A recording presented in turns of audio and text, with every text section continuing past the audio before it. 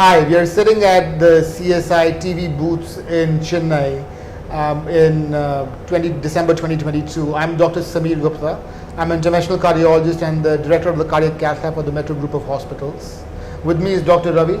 Hello, I'm Dr. Ravikumar. I'm transplant cardiologist at MGM Hospitals in Chennai.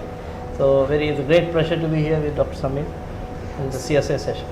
So, Dr. Ravi, you're a heart failure transplant cardiologist. You work in a very busy, transplant program.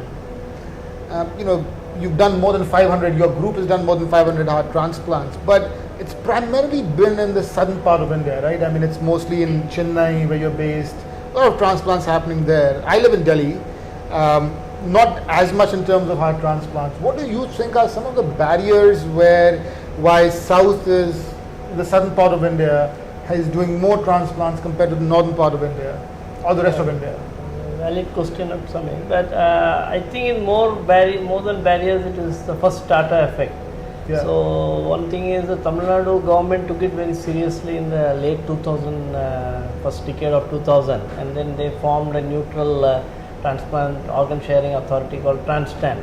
So that probably gave the momentum for them to improve the heart organ harvesting and donation in various hospitals. So for example, a state like Tamil Nadu, the population of about 7 crores, has about 70-80 hospitals which are already registered for donation. So that always gives them impetus or an initiative and for donating organs. So same way it happened in nearby states like Karnataka and then Maharashtra. It doesn't happen much in Kerala and much of in Andhra. So I would say that slowly the momentum is picking up. So once north, I'm very sure with the larger population, it will really pick up in the coming days. I think that's a great point, right? I mean, you really need to have that government push and the entire, I think there are a lot of logistical issues as well that need to be closed for a heart failure transplant program to be successful, right? You're right, because it's a 360-degree circle.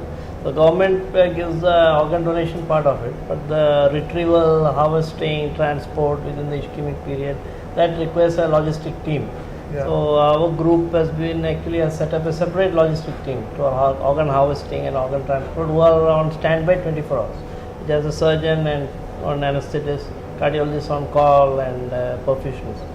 So probably that is important, as you say. Yeah. But on the other hand, when you see in the cardiology point of view, there are a lot of patients who are in advanced heart failure, and by the statistics available at any given time, there may be about 500,000 to 750,000 patients in India needing advanced heart failure, needing transplant, and they are all across the country. Yeah, I mean, heart failure, the burden of heart failure is definitely growing, and and the burden, not only the burden growing, the number of people who have heart failure is also growing because, we in interventional cardiology, we've really been able to save the lives of so many people with angioplasty and other treatments. So they're living longer, and now they're not dying of heart attacks, they're dying of heart failure in the future, right? So I think there's also been a change and shift. That point, I think I would also ask you one question in this connection, because we have certain case coming as ischemic cardiomyopathy, as you correctly mentioned that you had angioplasty, you had surgery.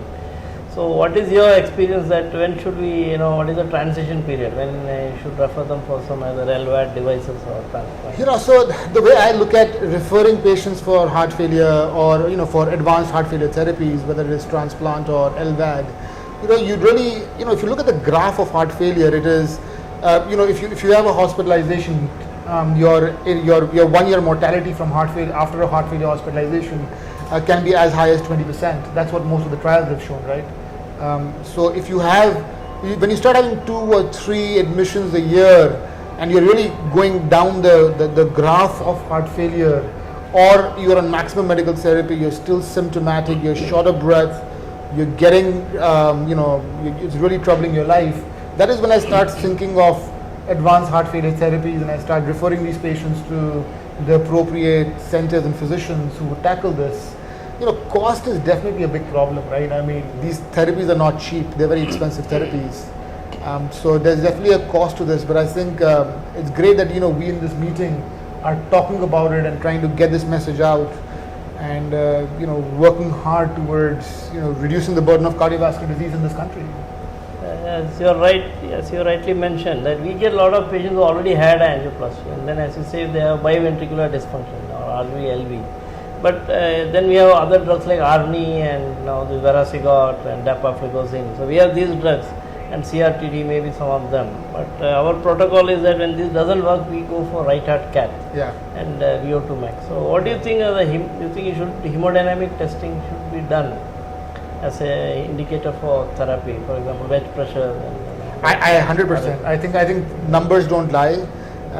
We run a very successful and a very busy pulmonary hypertension clinic in our hospital. I work very closely with the pulmonologist, and we manage these patients together. We have a pulmonary transplant, pulmonary hypertension program.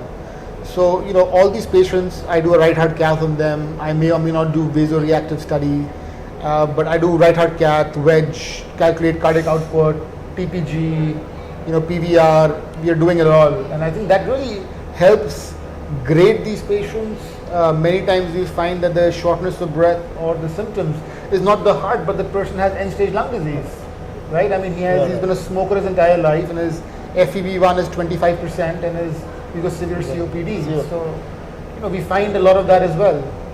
It's a good message to give to cardiologists. Yeah. Thank you.